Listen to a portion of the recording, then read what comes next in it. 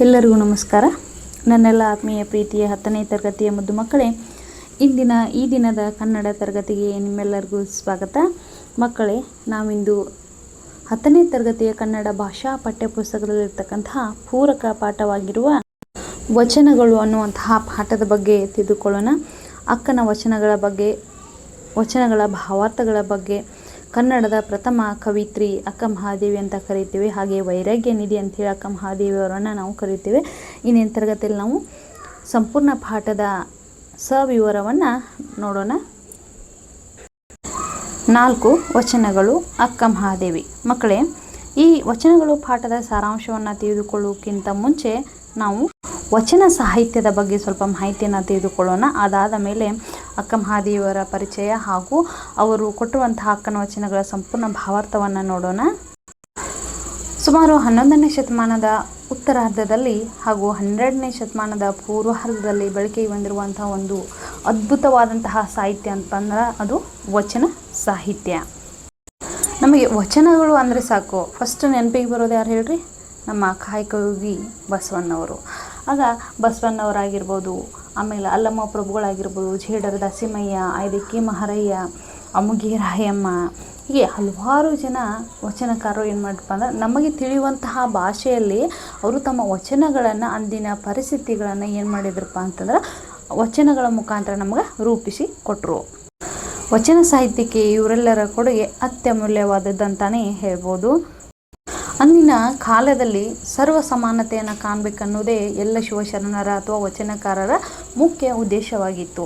ಹೀಗಾಗಿ ಆಗ ಏನಾಗಿಬಿಟ್ಟಿತ್ತಪ್ಪ ಅಂದ್ರೆ ಅಂದಿನ ಸಮಾಜದಲ್ಲಿ ಹೇಳ್ಬೇಕಪ್ಪ ಅಂದ್ರೆ ಮೂಢನಂಬಿಕೆಗಳಾಗಿರ್ಬೋದು, ಅಸಮಾನತೆ ಆಗಿರ್ಬೋದು, ಅನ್ಯಾಯ ಆಗಿರ್ಬೋದು, ಇಂಥ ಹಲವಾರು ರೀತಿಯಾದಂತಹ ವಿವಿಧ ರೀತಿಯಾದ ಕ್ರಮಗಳೇನಾಗಿತ್ತು ಅಂದ್ರೆ ಸಮಾಜದಲ್ಲಿ ಬೇರೂರಿ ಬಿಟ್ಟಿದ್ದವು. ಅವುಗಳನ್ನೆಲ್ಲವನ್ನು ತೊಡೆದು ಹಾಕಿ ಸಮಾನತೆ ಅನ್ನೋದನ್ನು ಎಲ್ಲರ ನಡುವೆ ನಾವೆಲ್ಲರೂ ಒಂದೇ ಅನ್ನುವಂತಹ ಮನೋಭಾವನೆಯನ್ನು ಬಿತ್ತಬೇಕನ್ನುವಂತಹ ಉದ್ದೇಶದಿಂದ ಆಗಿನ ಕಾಲದಲ್ಲಿ ಮನೆ ಮಾತಾಗಿರ್ತಕ್ಕಂತಹ ಡಾಂಬಿಕತೆಯನ್ನು ಏನು ಮಾಡಿಬಿಟ್ರಪ್ಪ ಅಂದ್ರೆ ಅವರು ತಮ್ಮ ವಚನಗಳ ಮೂಲಕ ಅದನ್ನು ಹೋಗಲಾಡಿಸುವಂಥ ಒಂದು ಕ್ರಾಂತಿಯನ್ನೇ ಮಾಡಿಬಿಟ್ರು. ಅದು ವಚನ ಸಾಹಿತ್ಯದಲ್ಲಿ ವಚನ ಕ್ರಾಂತಿ ಅಂತ ಹೇಳಿ ತುಂಬ ಪ್ರಸಿದ್ಧಿಯಾಗಿದೆ. ವಚನ ಅಂತಂದರೆ ನಾವು ಸಾಮಾನ್ಯವಾಗಿ ಮಾತಾಗಿರ್ಬೋದು ಅಥವಾ ವಚನ ಕೊಡಿ ಅಂತ ಇರ್ತಾರಲ್ವ, ಹೀಗಾಗಿ ನಾವು ಮಾತಂತ ಹೇಳ್ಬೋದು ಅಥವಾ ಪ್ರಮಾಣ ಅಂತ ಹೇಳ್ಬೋದು. ಒಟ್ಟಾರೆಯಾಗಿ ವಚನ ಸಾಹಿತ್ಯದ ಪ್ರಮುಖ ಉದ್ದೇಶ ಏನಾಗಿತ್ತು ಅಂದರೆ ಅಂದಿನ ಕಾಲದಲ್ಲಿ ಇರ್ತಕ್ಕಂತಹ ಎಲ್ಲರಿಗೂ ಕೂಡ ಒಂದೇ ರೀತಿಯಾದಂಥ ಸಮಾನತೆಯನ್ನು ಕೊಡುವುದು, ಅದೇ ರೀತಿಯಾಗಿ ಎಲ್ಲರೂ ಮನಸ್ಸಿನಲ್ಲೂ ಶಿವಭಕ್ತಿಯನ್ನು ತಮ್ಮ ವಚನಗಳ ಮೂಲಕ ಮೆಚ್ಚಿಸುವಂಥದ್ದು ಅಥವಾ ಅದನ್ನು ರೂಢಿಗೆ ತರುವಂಥದ್ದು ಆಗಿತ್ತು. ವಚನ ಸಾಹಿತ್ಯದಲ್ಲಿ ಏನಾಗಿತ್ತಪ್ಪ ಅಂದ್ರೆ ನಮ್ಮೆಲ್ಲರಿಗೂ ತಿಳಿಯುವಂತಹ ಭಾಷೆ ಒಳಗನೆ ಏನು ಮಾಡಿದ್ರೆ ಅಂದಿನ ಸಮಾಜದಲ್ಲಿರ್ತಕ್ಕಂತಹ ಕೋರೆಗಳನ್ನಾಗಿರ್ಬೋದು, ಅನ್ಯಾಯದ ವಿರುದ್ಧ ಮಾತುಗಳನ್ನಾಗಿರ್ಬೋದು ಅಥವಾ ಮೂಢನಂಬಿಕೆಯನ್ನಾಗಿರ್ಬೋದು, ಅವುಗಳನ್ನೆಲ್ಲವನ್ನು ಏನು ಮಾಡಿಬಿಟ್ರು ಎಲ್ಲರಿಗೂ ತಿಳಿಯುವಂತಹ ಭಾಷೆಯಲ್ಲಿ ವಚನಗಳನ್ನು ರೂಪಿಸಿಬಿಟ್ರು. ಹೀಗಾಗಿ ಶಿವಶರಣರು ರೂಪಿಸಿರುವಂತಹ ಆ ವಚನ ಸಾಹಿತ್ಯದ ಮುಖಾಂತರ ಪ್ರತಿಯೊಬ್ಬರ ಮನಸ್ಸಿನಲ್ಲೂ ಕೂಡ ಅದು ಬೇರೂರಿಬಿಟ್ಟು ಅನುಭವ ಮಂಟಪ ಕೇಳಿರ್ಬೋದು, ಆಮೇಲೆ ಅಲ್ಲಮ್ಮ ಪ್ರಭುಗಳು, ಆಮೇಲೆ ಜೇಡರ ದಾಸಿಮಯ್ಯ ಆಗಿರ್ಬೋದು, ಬಸವಣ್ಣವರಾಗಿರ್ಬೋದು, ಅಕ್ಕ ಮಹಾದೇವಿ ಆಗಿರ್ಬೋದು, ಐದಕ್ಕಿ ಮಾರಯ್ಯ, ಐದಕ್ಕಿ ಲಕ್ಕಮ್ಮ, ಅಮುಗಿ ರಾಯಮ್ಮ, ಹೀಗೆ ಹಲವಾರು ಶಿವಶರಣರು ಏನು ಮಾಡಿರಪ್ಪ ಅಂದ್ರೆ ವಚನ ಸಾಹಿತ್ಯದಲ್ಲಿ ತಮ್ಮದೇ ಆದಂತಹ ವಚನಗಳನ್ನು ಕನ್ನಡ ಸಾಹಿತ್ಯಕ್ಕೆ ಕೊಡುಗೆಯನ್ನು ನೀಡಿದಾರಂತಲೇ ನಾವು ಹೇಳ್ಬೋದು. ಹಾಗಾಗಿ ಮಕ್ಕಳೇ, ನಾವು ವಚನ ಅಂದ್ರೇನು, ವಚನ ಸಾಹಿತ್ಯ ಹೇಗೆ ಬೆಳೆದು ಬಂತು, ಆಮೇಲೆ ವಚನ ಸಾಹಿತ್ಯದ ಪ್ರಮುಖ ಉದ್ದೇಶ ಏನಾಗಿತ್ತು ಎಂಬುದನ್ನು ನಾವು ಸಂಪೂರ್ಣವಾಗಿ ಏನು ಮಾಡಿದ್ವಿ ಇಂದಿನ ತರಗತಿಯಲ್ಲಿ ನಾವು ತಿಳ್ಕೊಂಡಿದ್ವಿ. ಈಗ ಏನು ಮಾಡೋಣ, ವಚನಗಳು ಪಾಠದ ಅಕ್ಕ ಮಹಾದೇವಿಯವರ ಪ್ರವೇಶ ಭಾಗವನ್ನು ನೋಡೋಣ. ಪದಗಳ ಭಾವಾರ್ಥವನ್ನು ಪದ್ಯದ ಭಾವಾರ್ಥವನ್ನು ನೋಡೋಣ. ಅದೇ ರೀತಿಗೆ ಅವರ ಪರಿಚಯವನ್ನು ನೋಡಿಕೊಂಡು ಅದಾದಮೇಲೆ ಭಾವಾರ್ಥವನ್ನು ನೋಡೋಣ. ಕೃತಿಕಾರರ ಪರಿಚಯ. ಅಕ್ಕ ಮಹಾದೇವಿಯ ಕಾಲ ಕ್ರಿಸ್ತಶಕ ಸುಮಾರು 1160 ಅಂದರೆ 12ನೇ ಶತಮಾನ. ಶಿವಶರಣೆಯರಲ್ಲಿ ಪ್ರಮುಖಳು ನೋಡಿ, ಇವಳು ಕೂಡ ನೋಡಿ ಅಕ್ಕ ಮಹಾದೇವಿ ಇವರ ಕಾಲಮಾನ 12ನೇ ಶತಮಾನ ಅಂತಂದರೆ 1160 ಕಾಲಮಾನ 12ನೇ ಶತಮಾನದವರು. ಶಿವಶರಣೆಯರಲ್ಲಿ ಇವರು ಕೂಡ ಒಬ್ಬರು. ಈಕೆ ಜನ್ಮಸ್ಥಳ ಶಿವಮೊಗ್ಗ ಜಿಲ್ಲೆಯ ಶಿಕಾರಿಪುರ ತಾಲೂಕಿನ ಉಡುತಡಿ. ನಮ್ಮ ಶಿವಮೊಗ್ಗ ಜಿಲ್ಲೆಯ ಶಿಕಾರಿಪುರ ತಾಲೂಕಿನ ಉಡುತಡಿ ಅನ್ನುವಂತಹ ಗ್ರಾಮದಲ್ಲಿ ಅಕ್ಕ ಮಹಾದೇವಿಯವರು ಜನ್ಮಸ್ಥಳ. ಪ್ರಸಿದ್ಧ ವಚನಕಾರ್ತಿ ಹಾಗೂ ಕವಯಿತ್ರಿ. ಅಕ್ಕ ಮಹಾದೇವಿಯವರ ವಚನಗಳ ಅಂಕಿತ ಹಾಗೂ ಆರಾಧ್ಯ ದೈವ ಚನ್ನಮಲ್ಲಿಕಾರ್ಜುನ. ನೋಡಿ, ಇವರ ವಚನಗಳ ಅಂಕಿತ ನಾಮ ಮತ್ತು ಆರಾಧ್ಯ ದೈವ ಯಾವುದು? ಚನ್ನಮಲ್ಲಿಕಾರ್ಜುನ. ಈಕೆ ವಚನಗಳಲ್ಲದೆ ಯೋಗಾಂಗ ತ್ರಿವಿಧಿ, ಸೃಷ್ಟಿವಚನ ಮತ್ತು ಮಂತ್ರಗೋಪ್ಯ ಮೊದಲಾದ ಲಘು ಕೃತಿಗಳನ್ನು ರಚಿಸಿದ್ದಾಳೆ. 354 ವಚನಗಳು ಲಭ್ಯವಾಗಿವೆ ನೋಡಿ. ಯೋಗಾಂಗ ತ್ರಿವಿಧಿ ಆಗಿರ್ಬೋದು, ಸೃಷ್ಟಿವಚನ ಆಗಿರ್ಬೋದು, ಮಂತ್ರಗೋಪ್ಯ ಅಂತೆ ಸೇರಿದಂಥ ಹಲವಾರು ಲಘು ಕೃತಿಗಳನ್ನು ರಚನೆಯನ್ನು ಮಾಡಿದ್ದಾರೆ. 354 ಅಕ್ಕ ಮಹಾದೇವಿಯರ ವಚನಗಳು ನಮ್ಗೆ ಲಭ್ಯವಾಗಿದ್ದಾವೆ. ನಾವು ಅಕ್ಕ ಮಹಾದೇವಿಯವರನ್ನು ಕನ್ನಡದ ಪ್ರಪ್ರಥಮ ಮಹಿಳಾ ಕವಿಯಿತ್ರಿ ಅಂಥೇಳಿ ನಾವು ಕರಿತೀವಿ. ಹಾಗೆ ವೈರಾಗ್ಯ ನಿಧಿ ಅಂತಲೂ ಕೂಡ ನಾವು ಕರಿತೀವಿ. ಅಕ್ಕ ಮಹಾದೇವಿಯವರನ್ನು ಶರಣ ಚಳವಳಿಯ ಪ್ರಮುಖರು ಅಂಥೇಳಿ ನಾವು ಗುರುತಿಸ್ಬೋದು. ಸ್ವಾಭಿಮಾನದ ಪ್ರತೀಕ, ಸ್ತ್ರೀವಾದಿ ಚಳವಳಿಯ ನಿಜವಾದ ಪ್ರತಿಪಾದಿಕೆಯಾಗಿ, ಅಕ್ಕರೆಯ ಅಕ್ಕನಾಗಿ, ಹೀಗೆ ಹಲವಾರು ನಾಮಗಳಿಂದ ಇವರನ್ನು ನಾವು ಅಕ್ಕ ಮಹಾದೇವಿಯವರನ್ನು ನಾವು ಗುರುತಿಸಬಹುದಾಗಿದೆ. ಅದೇ ರೀತಿಯಾಗಿ ಚಿಕ್ಕ ವಯಸ್ಸಿನಲ್ಲಿ ಸಕಲ ಸುಖಗಳನ್ನು ಎಲ್ಲವನ್ನು ತ್ಯಜಿಸಿ ಅಕ್ಕ ಮಹಾದೇವಿ ಎದುರಿಸಿರುವಂತಹ ಕಷ್ಟ ಅಷ್ಟಿಷ್ಟಲ್ಲ. ಯಾಕಪ್ಪ ಅಂತಂದ್ರೆ ತಮ್ಮ ಜೀವಮಾನದಲ್ಲಿ ಗಂಡನನ್ನೇ ತ್ಯಜಿಸಿ ವೈರಾಗ್ಯವನ್ನು ಹೊಂದಿ ಹಲವಾರು ವಚನಗಳನ್ನು ಇವರು ನಮ್ಮ ಕನ್ನಡ ಸಾಹಿತ್ಯಕ್ಕೆ ಉಡುಗೊರೆಯನ್ನು ಕೊಟ್ಟಿದ್ದಾರೆ. ಸಾಕ್ಷಾತ್ ಶಿವ ಅಂದರೆ ಮಲ್ಲಿಕಾರ್ಜುನನ್ನು ಪತಿಯಂತೆಯೇ ಸ್ವೀಕರಿಸಿ ಲೌಕಿಕ ಜಗತ್ತನ್ನು ಧಿಕ್ಕರಿಸಿದ ಕೇಶಾಂಬರಿಯಾಗಿ ನಡೆದಂತಹ ಅಕ್ಕ ಮಹಾದೇವಿಯವರ ಜೀವನ ಒಂದು ಅದ್ಭುತ ಅಂತಲೇ ಕೂಡ ನಾವು ಹೇಳಬಹುದು. ಅಕ್ಕ ಮಹಾದೇವಿಯವರ ತಂದೆ ಮತ್ತು ತಾಯಿ ಹೆಸರು ಏನಪ್ಪ ಅಂತಂದ್ರೆ ನಿರ್ಮಲ ಶೆಟ್ಟಿ ಮತ್ತು ಸುಮತಿ ಅಂತಲೇ ಹೇಳ್ಬೋದು. ಗಂಡನನ್ನು ತ್ಯಜಿಸಿದ ಮೇಲೆ ಇವರು ಏನು ಮಾಡ್ತಾರೆ ಅಂದರೆ ಹಲವಾರು ನಮ್ಮ ಜೀವನದಲ್ಲಿ ವೈರಾಗ್ಯವನ್ನು ಹಲವಾರು ವಚನಗಳನ್ನು ನಮ್ಮ ಕನ್ನಡ ಸಾಹಿತ್ಯಕ್ಕೆ ಕೊಡುಗೆಯಾಗಿ ನೀಡಿದ್ದಾರೆ. ಪ್ರವೇಶ ಭಾಗವನ್ನು ನೋಡೋಣ. ಪ್ರಕೃತಿಯಲ್ಲಿರುವ ಪ್ರಾಣಿ, ಪಕ್ಷಿ, ಗಿಡ, ಮರ, ವಸ್ತುಗಳಲ್ಲಿ ವಿಶೇಷ ಗುಣಗಳು ಭೇದವೆನಿಸದೆ ಸಹಜವಾಗಿರುತ್ತವೆ ಎಂಬುದು ಹಾಗೂ ಜ್ಞಾನಿ ಅಜ್ಞಾನಿಗಳ ಸಂಘದ ಬಗೆಗಿನ ಚಿತ್ರಣ ಅಕ್ಕ ಮಹಾದೇವಿಯವರ ಈ ವಚನಗಳಲ್ಲಿದೆ. ಏನು ಹೇಳ್ತಾರಪ್ಪ ಅಂದರೆ ನಮ್ಮ ಪ್ರಕೃತಿ ಅಂದರೆ ನಮ್ಮ ನಿಸರ್ಗದಲ್ಲಿರ್ತಕ್ಕಂತಹ ಪ್ರಾಣಿ ಆಗಿರ್ಬೋದು, ಪಕ್ಷಿ ಆಗಿರ್ಬೋದು, ಗಿಡ, ಮರ, ಈ ಯಾವುದೇ ವಸ್ತುಗಳಲ್ಲಿ ನಾವು ಭೇದ ಅನ್ನುವುದನ್ನು ನಾವು ಕಾಣುವುದಿಲ್ಲ. ನಮಗೆ ಭೇದ ಅನ್ನುವುದನ್ನು ನಾವು ಯಾವುದರಲ್ಲಿ ಕಾಣ್ತೀವಪ್ಪ ಅಂದರೆ ಮನುಷ್ಯರಲ್ಲಿ ಇರುತ್ತೆ. ಮನುಷ್ಯರಲ್ಲಿ ಭೇದ ಭಾವ ಅನ್ನುವುದು ಮಾಡಿರ್ತತಿ. ಅದ್ರಾಗ ಯಾವ ರೀತಿ ಅಂದರೆ ಜ್ಞಾನಿಗಳ ಸಂಗನ ಬೇರೆ, ಅಜ್ಞಾನಿಗಳ ಸಂಗನ ಬೇರೆ ಅನ್ನುವಂಥ ಸಂಪೂರ್ಣ ಚಿತ್ರಣವನ್ನು ಅಕ್ಕ ಮಹಾದೇವಿಯವರ ವಚನಗಳಲ್ಲಿ ನಾವು ನೋಡ್ಬೋದು ಅಂತ ಹೇಳ್ತಾರೆ. ಮಕ್ಕಳೇ, ನಾವೇನು ಮಾಡೋಣ, ಫಸ್ಟ್ ನಾನು ಈ ವಚನಗಳನ್ನು ವಾಚನವನ್ನು ಮಾಡ್ತೀನಿ. ಅದಾದ ಮೇಲೆ ಅವು ಒಂದೊಂದೇ ಲೈನನ್ನು ನಿಮಗೆ ಸರಳವಾದಂತಹ ಭಾವಾರ್ಥವನ್ನು ಹೇಳ್ತಾ ಹೋಗ್ತೀನಿ. ಚಂದನವ ಕಡಿದು ಕೊರೆದು ತೇದೊಡೆ ನೊಂದೆನೆಂದು ಕಂಪ ಬಿಟ್ಟಿತೆ, ತಂದು ಸುವರ್ಣವ ಕಡಿದೊರೆದಡೆ ಬೆಂದು ಕಳಂಕ ಹಿಡಿಯಿತೆ, ಸಂದನು ಕಡಿದು ಕಬ್ಬನು ತಂದು ಘಾನದಲ್ಲಿಕ್ಕಿ ಅರೆದಡೆ ಬೆಂದು ಪಾಕಗೊಳ ಸಕ್ಕರೆಯಾಗಿ ನೊಂದನೆಂದು ಸಿಹಿಯ ಬಿಟ್ಟಿತ್ತೆ, ನಾ ಹಿಂದೆ ಮಾಡಿದ ಹೀನಂಗಳೆಲ್ಲವ ತಂದು ಮುಂದಿಳುಹಲು ನಿಮಗೆ ಹಾನಿ, ಎನ್ನ ತಂದೆ ಚೆನ್ನ ಮಲ್ಲಿಕಾರ್ಜುನ ದೇವಯ್ಯ ನೀ ಕೊಂದಡೆಯು ಶರಣೆಂಬುದ ಮಾನೆ. ನೋಡಿ, ಎರಡನೇದು ಓದ್ತೀನಿ. ಅರಿಯದವರೊಡನೆ ಸಂಗವ ಮಾಡಿದಡೆ ಕಲ್ಲ ಹೊಯ್ದು ಕಿಡಿಯ ತೆಗೆದುಕೊಂಬಂತೆ, ಬಲ್ಲವರೊಡನೆ ಸಂಗವ ಮಾಡಿದಡೆ ಮೊಸರ ಹೊಸೆದು ಬೆಣ್ಣೆಯ ತೆಗೆದುಕೊಂಬಂತೆ, ಚೆನ್ನ ಮಲ್ಲಿಕಾರ್ಜುನಯ್ಯ ನಿಮ್ಮ ಶರಣರ ಸಂಗವ ಮಾಡಿದಡೆ ಕರ್ಪೂರದ ಗಿರಿಯನುರಿಯ ಕೊಂಬಂತೆ. ನೋಡಿ, ಎರಡನೇ ಪದ್ಯದಲ್ಲಿ ಅವರು ಸಂಘದ ಬಗ್ಗೆ ಹೇಳ್ತಾರೆ. ತುಂಬ ಅದ್ಭುತವಾದಂತಹ ವಚನಗಳು ಅಲ್ವಾ? ಬನ್ನಿ, ಮೊದಲನೇ ಪದ್ಯದ ಸಾರಾಂಶವನ್ನು ಅಥವಾ ಭಾವಾರ್ಥವನ್ನು ನೋಡೋಣ. ಚಂದನವ ಕಡಿದು ಕೊರೆದು ತೇದೊಡೆ ನೊಂದೆನೆಂದು ಕಂಪ ಬಿಟ್ಟಿತ್ತೆ. ನೋಡಿ, ಚಂದನ ಅಂದರೆ ಶ್ರೀಗಂಧ, ಕಡಿದು ಕೊರೆದು ತೇದೊಡೆ. ಚಂದನ ಅಂತಂದರೆ ಶ್ರೀಗಂಧ ಅಂತ ಹೇಳಿದೆ ಅಲ್ವಾ? ಈ ಶ್ರೀಗಂಧವನ್ನು ನಾವು ಕಡಿದು ಕೊರೆದು ತೇದೊಡೆ ಅದನ್ನು ಏನಾದರೂ ಚಿಕ್ಕ ಚಿಕ್ಕ ಪೀಸುಗಳನ್ನಾಗಿ ನಾವು ಏನಾದರೂ ಮಾಡಿದ್ರಂದ್ರೆ ಅದು ತನ್ನ ನೊಂದೆನೆಂದು ಕಂಪ ಬಿಟ್ಟಿತ್ತೆ, ಅದು ನನಗೆ ನೋವಾಗ್ತಾ ಇದೆ, ನನ್ನ ಅವರು ಚಿಕ್ಕ ಚಿಕ್ಕ ಪೀಸುಗಳನ್ನಾಗಿ ಮಾಡ್ತಾ ಇದ್ದಾರೆ. ಅಂದರೆ ಯಾವುದಾದರೂ ಕಾಡಿನಲ್ಲಿರ್ತಕ್ಕಂತಹ ಶ್ರೀಗಂಧದ ಮರವನ್ನು ತಂದು ನಾವು ಅವುಗಳನ್ನು ಪೂಜೆಗೆ ಅಂತೇಳಿ ಬಳಸ್ತೀವಿ. ಆ ಪೂಜೆಗೆ ಬಳಸುವಂತಹ ಸಂದರ್ಭದಲ್ಲಿ ಅದನ್ನು ಚಿಕ್ಕ ಚಿಕ್ಕ ತುಂಡುಗಳನ್ನಾಗಿ ಮಾಡಿ ಅದರ ಸುವಾಸನೆ ಭರಿತವಾದಂಥ ಒಂದು ಅದ್ಭುತವಾದಂಥ ಶ್ರೀಗಂಧದ ಗಿಡ, ಹೌದಾ? ಆ ಶ್ರೀಗಂಧದ ಗಿಡವನ್ನು ನಾವು ತೆಗೆದುಕೊಂಡು ಬಂದು ಅದರ ಬೇರನ್ನು ನಾವು ತೆಗೆದುಕೊಂಡು ಬಂದು ಚಿಕ್ಕ ಚಿಕ್ಕ ಪೀಸುಗಳನ್ನಾಗಿ ನಾವೇನಾದರೂ ಕಟ್ ಮಾಡಿ ಅದನ್ನು ಮಾಡಿದ್ರೆ ಅದು ನಮ್ಗೆ ಸುವಾಸನೆಯನ್ನು ಬೀರೋದು ಏನಾರು ಬಿಡ್ತೈತೇನ? ಇಲ್ಲ. ಶ್ರೀಗಂಧದ ಸುವಾಸನೆ ಯಾವ ರೀತಿಯಾಗಿರತ್ತಪ್ಪ ಅಂತಂದ್ರೆ ಮೈ ಮರೆಸುವಂತಹ ಶಕ್ತಿ ಇರತ್ತೆ ರೀ ಅದರಲ್ಲಿ. ಅಷ್ಟೊಂದು ಅದ್ಭುತವಾದಂತಹ ಸುವಾಸನೆ ಶ್ರೀಗಂಧದ ಮರದಲ್ಲಿ. ನಮ್ಮ ದೇಹದಲ್ಲಿರ್ತಕ್ಕಂತಹ ಎಲ್ಲ ಬಲವನ್ನು ಹಾಕಿ ನಾವು ಚಂದನದ ಮರವನ್ನು ಚಿಕ್ಕ ಚಿಕ್ಕ ಪೀಸುಗಳನ್ನ ಮಾಡಿದರೂ ಕೂಡ ಅದು ತನ್ನ ಪರಿಮಳವನ್ನು ಯಾವುದೇ ಕಾರಣಕ್ಕೂ ಕೊಡುವುದನ್ನು ನಿಲ್ಲಿಸುವುದಿಲ್ಲ. ಅದು ಚಿಕ್ಕ ಪೀಸ್ ಆದರೂ ಸರಿ, ದೊಡ್ಡ ಮರವಾದರೂ ಸರಿ, ಯಾವ ರೀತಿಯಾಗಿ ಸುವಾಸನೆಯನ್ನು ಕೊಡುತ್ತಿರುತ್ತಲ್ಲ ಅದೇ ರೀತಿಯಾಗಿ ನಮ್ಮ ಸುವಾಸನೆ ಕೊಡ್ತಾ. ಚಂದನವನ್ನು ತಂದು ನಾವು ಕಡಿದು ಅದನ್ನು ಕೊರೆದು ತೇದ್ರೂ ಕೂಡ ಅದನ್ನು ಒಂದಿನ ನನಗೆ ನೋವು ಆಗ್ತಿದೆ ಅಂತ ತನ್ನ ಕಂಪವನ್ನು ಕೊಡುವುದನ್ನೋದು ಬಿಡುವುದಿಲ್ಲ. ಅದೇ ರೀತಿಯಾಗಿ ತಂದು ಸುವರ್ಣವ ದೊರೆದಡೆ ಬೆಂದು ಕಳಂಕ ಹಿಡಿಯುತ್ತೆ. ಅಕ್ಕಸಾಲಿಗ ಇದ್ದವನು ಒಂದು ಒಡವೆಯನ್ನು ಅಥವಾ ಒಂದು ಬಂಗಾರವನ್ನು ಮಾಡಬೇಕಪ್ಪ ಅಂತಂದ್ರೆ, ಒಂದು ಯಾವುದಾದ್ರು ಚಿನ್ನದ ಸರ ಮಾಡಬೇಕು, ಸುವರ್ಣ ಅಂದರೆ ಚಿನ್ನ, ಅವುಗಳನ್ನು ಮಾಡಬೇಕಂದ್ರೆ ಅವ ಏನು ಮಾಡಬೇಕು, ಬಂಗಾರವನ್ನು ಅಥವಾ ಚಿನ್ನವನ್ನು ತರಲೇಬೇಕು. ತಂದಿರುವಂತಹ ಸುವರ್ಣವನ್ನು ಅಥವಾ ಚಿನ್ನವನ್ನು ಅಕ್ಕಸಾಲಿಗೆ ಏನು ಮಾಡ್ತಾನೆ, ನಾನು ಬಿಸಿಗೆ ಕಾಯಿಸಿದಂಥ ಸಂದರ್ಭದಲ್ಲಿ ಬಂಗಾರ ಏನಾಗುತ್ತೆ, ದ್ರವದ ರೂಪದಲ್ಲಿ ಪರಿವರ್ತನೆ ಆಗುತ್ತೆ.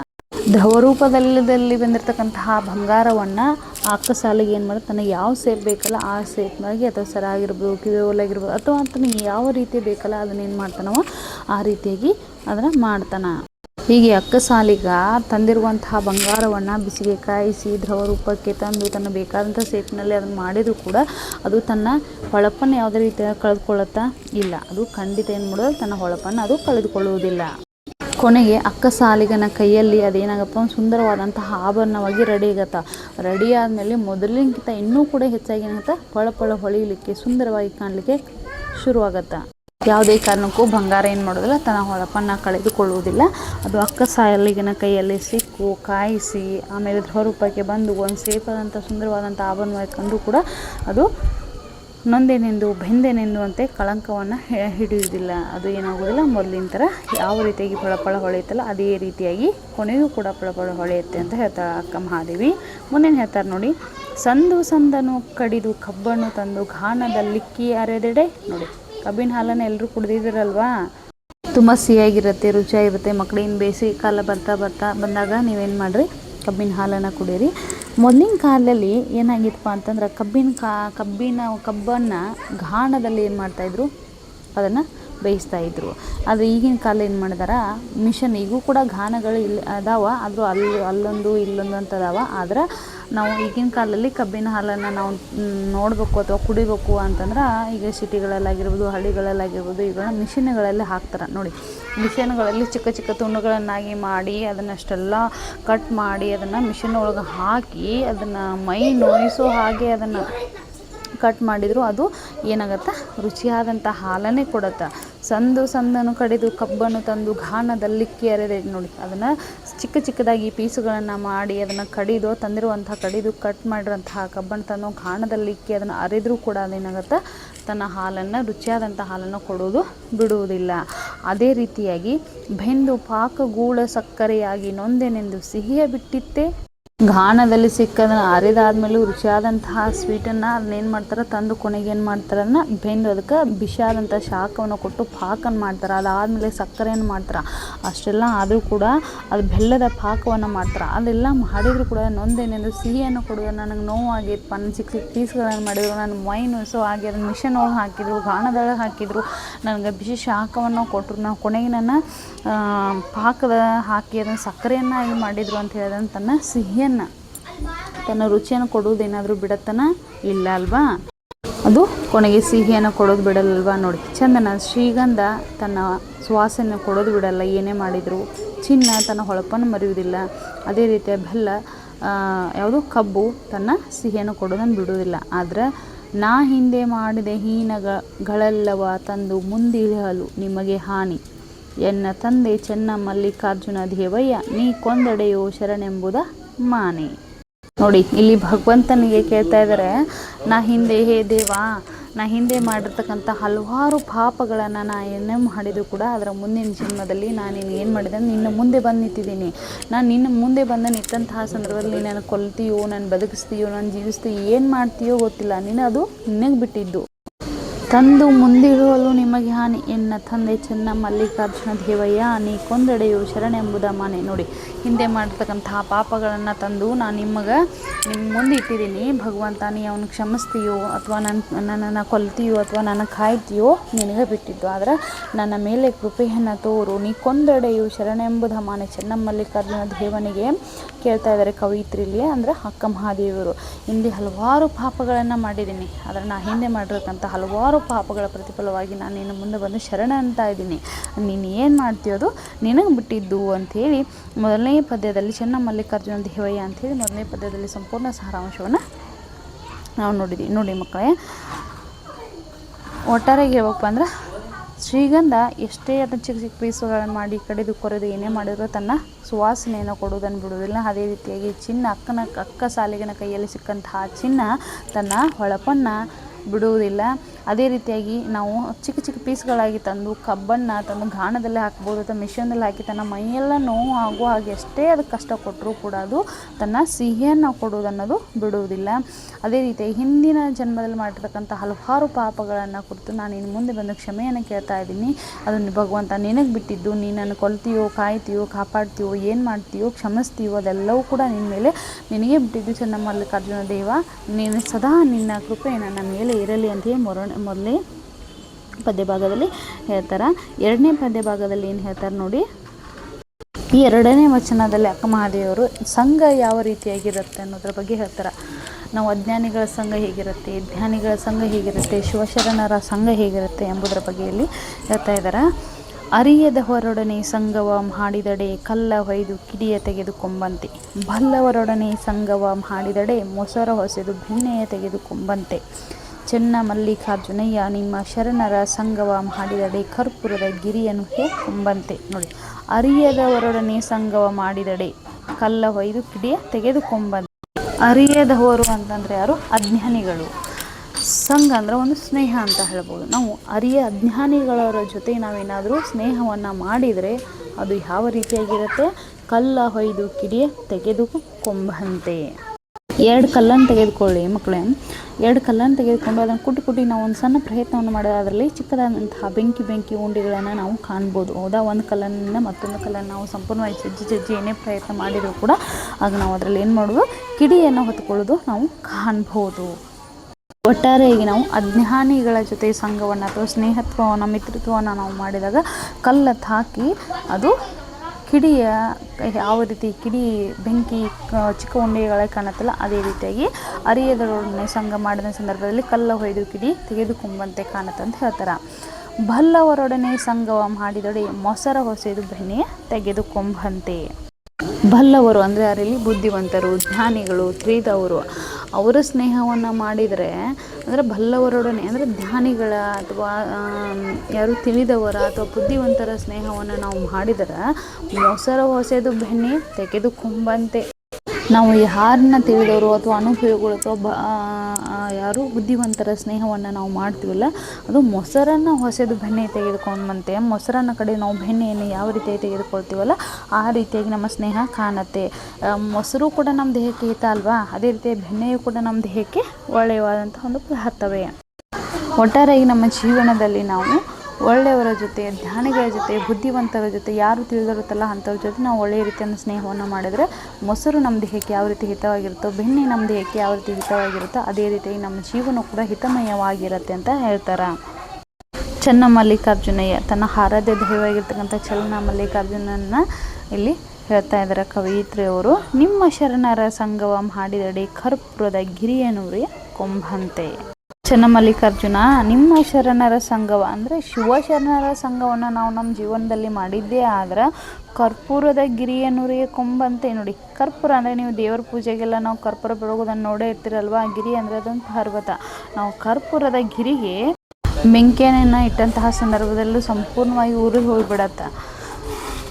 ಆಗ ಆ ಕರ್ಪೂರದ ಗಿರಿ ಅನ್ನೋದು ಏನಾದರೂ ಸ್ವಲ್ಪ ಆದರೂ ಉಳಿಯತನ ಇಲ್ಲ. ಅದೇ ರೀತಿಯಾಗಿ ಕರ್ಪೂರದ ಗಿರಿಗೆ ನಾವು ಸಂಪೂರ್ಣವಾಗಿ ಬೆಂಕಿಯನ್ನು ಇಟ್ಟಂತಹ ಸಂದರ್ಭದಲ್ಲಿ ಅದು ಹೇಗೆ ಉರಿಯುತ್ತೋ ಹಾಗೆ ನಾವು ಶಿವಶರಣರ ಜೊತೆ ಸ್ನೇಹವನ್ನು ಮಾಡಿದರೂ ಕೂಡ ಪರಮಾತ್ಮನೇ ತನ್ನ ಆರಾಧ್ಯ ದೈವ ಅಂತ ನಂಬಿರ್ತಕ್ಕಂತಹ ಶಿವಶರಣ ಸ್ನೇಹವನ್ನು ಮಾಡಿದ್ದೇ ಆದರೆ ನಾವು ಕೂಡ ಅವರ ಹಾಗೆ ಶಿವಶರಣರೇ ಆಗ್ತೀವಿ. ಕರ್ಪೂರದ ಗಿರಿಗೆ ಉರಿಯತ್ತಾಗಿದ್ದಂಥ ಸಂದರ್ಭದಲ್ಲಿ ಯಾವ ರೀತಿಯಾಗಿ ಉರಿದು ಹೋಗಿ ಒಳ್ಳೆಯ ಭಾವನೆಯನ್ನು ಕೊಡುತ್ತಲ್ಲ ಅದೇ ರೀತಿ ಶಿವಶರಣರ ಸ್ನೇಹವನ್ನು ಮಾಡಿದ್ದೇ ಆದರೆ ನಮ್ಮ ಜೀವನವು ಕೂಡ ನಿರ್ಲಿಪ್ತವಾದಂತಹ, ನಿರಾಳವಾದಂತಹ, ಸುಂದರವಾದಂತಹ, ಸರಳವಾದಂತಹ ಆಗುತ್ತೆ. ಜೀವನ ಸುಂದರಮಯವಾಗಿ ಕಾಣುತ್ತೆ. ಸರಳವಾದಂತಹ ಜೀವನವನ್ನು ನಾವು ರೂಪಿಸಿಕೊಳ್ಳಲಿಕ್ಕೆ ಸಾಧ್ಯವಾಗುತ್ತೆ. ನಿಶ್ಚಿಂತೆ ಇರ್ತಕ್ಕಂತಹ ಸರಳವಾಗಿರ್ತಕ್ಕಂಥ ಒಂದು ಜೀವನವನ್ನು ನಡೆಸಲು ಸಾಧ್ಯ ಅಂತ ಹೇಳ್ತಾರೆ ನೋಡಿ. ಅರಿಯದೊಡನೆ ಸಂಗವ ಮಾಡಿದರೆ ಸಂಪೂರ್ಣವಾದಂಥ ಇನ್ನೊಂದು ಸಲ ಭಾವಾರ್ಥವನ್ನು ಹೇಳ್ತೀನಿ ಮಕ್ಕಳೇ. ನಾವು ಅಜ್ಞಾನಿಗಳ ಜೊತೆ ಸ್ನೇಹವನ್ನು ಮಾಡಿದಂಥ ಸಂದರ್ಭದಲ್ಲಿ ಕಲ್ಲನ್ನು ತಾಗಿ ಯಾವ ರೀತಿಯಾಗಿ ಬೆಂಕಿ ಕಿಡಿ ಕಾಣಿಸ್ಕೊಳ್ಳುತ್ತಲ್ಲ ಅದೇ ರೀತಿಯಾಗಿ ಅಜ್ಞಾನಿಗಳ ಜೊತೆ ನಾವು ಸ್ನೇಹವನ್ನು ಮಾಡಿದ ಸಂದರ್ಭ ನಮ್ಮ ಜೀವನ ಆಗುತ್ತೆ. ಅದೇ ರೀತಿ ಜ್ಞಾನಿಗಳ ಜೊತೆ ತಿಳಿದವರ ಜೊತೆ ನಾವು ಸಂಘವನ್ನು ಅಂದರೆ ಸ್ನೇಹವನ್ನು ಮಾಡಿದ್ದೇ ಆದರೆ ನಾವು ಮೊಸರನ್ನು ಹೊಸೆದು ಬೆಣ್ಣೆ ತೆಗೆದುಕೊಂಡು ನಮ್ಮ ದೇಹಕ್ಕೆ ಮೊಸರು ಕೂಡ ಹಿತ, ಬೆಣ್ಣೆಯೂ ಕೂಡ ಹಿತವಾಗಿರುತ್ತೆ. ಅದೇ ರೀತಿಯಾಗಿ ನಮ್ಮ ಜೀವನವು ಕೂಡ ಸುಂದರಮಯವಾಗಿರುತ್ತೆ. ಹಿತವಾದಂತಹ ಜೀವನವನ್ನು ರೂಪಿಸಿಕೊಳ್ಳಲಿಕ್ಕೆ ಸಹಾಯ ಆಗುತ್ತೆ. ಚೆನ್ನಮಲ್ಲಿಕಾರ್ಜುನಯ್ಯ ಅಂತ ಹೇಳ್ತಾ, ಶಿವಶರಣರ ಜೊತೆ ನಾವು ಸ್ನೇಹವನ್ನು ಮಾಡಿದ್ದೇ ಆದರೆ ಪರಮಾತ್ಮನ ನಂಬಿರ್ತಕ್ಕಂಥ ಶಿವಶರಣರ ಜೀವನ ಯಾವ ರೀತಿಯಾಗಿ ಸುಂದರವಾಗಿ ಕಾಣುತ್ತೋ ಅದೇ ರೀತಿಯಾಗಿ ನಮ್ಮ ಜೀವನವು ಕೂಡ ಸುಂದರಮಯವಾಗಿ ಇರುತ್ತೆ. ಕರ್ಪೂರದ ಗಿರಿ ಮೌನವಾಗಿ ಉರಿದು ತನ್ನ ಶ್ವಾಸ ನೆನಪಿರುತ್ತಲ್ಲ ಅದೇ ರೀತಿಯಾಗಿ ನಮ್ಮ ಜೀವನವು ಕೂಡ ಶಿವಶರಣರ ಜೊತೆ ಸಂಘವನ್ನು ಮಾಡಿದಂಥ ಸಂದರ್ಭದಲ್ಲಿ ನಿರ್ಲಿಪ್ತವಾದಂತಹ ಜೀವನವನ್ನು ಕಟ್ಟಿಕೊಳ್ಳಲಿಕ್ಕೆ ಸಾಧ್ಯ ಅಂತ ಹೇಳ್ತಾರೆ ನೋಡಿ ಮಕ್ಕಳೇ. ಈ ಎರಡೂ ಪದ್ಯದ ಸಾರಾಂಶವನ್ನು ನಾನು ಹೇಳ್ಬೇಕಪ್ಪ ಅಂತಂದ್ರೆ, ಮೊದಲನೇ ಪದ್ಯದಲ್ಲಿ ಏನು ಹೇಳ್ತಾರೆ, ನಮ್ಮ ಜೀವನದಲ್ಲಿ ಯಾವುದೇ ರೀತಿಯಂಥ ತೊಂದರೆಗಳು ಕಷ್ಟಗಳು ಏನೇ ಬಂದರೂ ಕೂಡ ನಾವು ಅವುಗಳನ್ನ ಧೈರ್ಯವಾಗಿ ಎದುರಿಸಬೇಕು, ಮುನ್ನುಗ್ಗಬೇಕು, ಯಾವುದಕ್ಕೂ ಹಿಂಜರಿಯುವುದು. ಅದೇ ರೀತಿಯಾಗಿ ನಾವು ಏನೇ ತಪ್ಪುಗಳನ್ನು ಅಥವಾ ಪಾಪಗಳನ್ನು ಮಾಡಿದ್ದೇ ಆದರೆ ಅದನ್ನು ದೇವರ ಮುಂದೆ ನಾವು ಮೊರೆ ಹೋದಾಗ ಭಗವಂತ ನಮ್ಮನ್ನು ಕಾಪಾಡ್ತಾನೆ, ನಮ್ಮನ್ನು ಕೈ ಹಿಡಿತಾನೆ. ನಮ್ಮ ಕೈ ಹಿಡಿದು ಆತ ಕಾಪಾಡ್ತಾನೆ. ನಾವು ಶಿವಶರಣರನ್ನು ಅಂದ್ರೆ ಚೆನ್ನಮಲ್ಲಿಕಾರ್ಜುನ ಅಂದ್ರೆ ಆರಾಧ್ಯ ದೈವ ಭಗವಂತನನ್ನು ನಾವು ನಂಬಿದ್ದೇ ಆದರೆ ನಮಗೆ ಯಾವುದೇ ರೀತಿಯಂಥ ಕಷ್ಟ ಅನ್ನೋದು ಬರೋದಿಲ್ಲ, ನಾವು ಸುಖ ಜೀವಿಗಳಾಗಿರ್ತೀವಿ ಅಂತ ಹೇಳ್ತಾರೆ.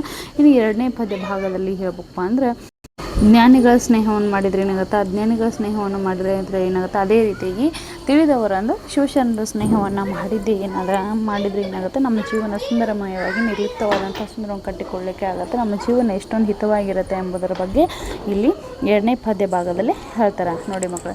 ಒಟ್ಟಾರೆಯಾಗಿ ಕನ್ನಡದ ಪ್ರಥಮ ಕವಿತ್ರಿಯಾಗಿರ್ತಕ್ಕಂತಹ ಅಕ್ಕ ಮಹಾದೇವಿಯವರು ನಮ್ಮ ಜೀವನದಲ್ಲಿರ್ತಕ್ಕಂಥ ಏನೇ ತೊಂದರೆಗಳು ಬರ್ಬೋದು, ನಾವು ಯಾವ ರೀತಿಯಾಗಿ ನಾವು ಅವುಗಳನ್ನು ಎದುರಿಸಬೇಕು, ಅದೇ ರೀತಿಯಾಗಿ ನಮ್ಮ ಜೀವನದಲ್ಲಿ ನಾವು ಯಾರ ಸ್ನೇಹವನ್ನು ಮಾಡಿದರೆ ನಾವು ಯಾವ ರೀತಿಯಾದಂತಹ ಸುಂದರವಾದಂಥ ಬದುಕನ್ನು ರೂಪಿಸಿಕೊಳ್ಬೋದು ಎಂಬುದನ್ನು ಎರಡೂ ಪದ್ಯಗಳ ಮುಖಾಂತರ ನಾವು ಪದ್ಯದ ಸಾರಾಂಶವನ್ನು ಭಾವಾರ್ಥವನ್ನು ತೆಗೆದುಕೊಂಡಿದ್ದೀವಿ.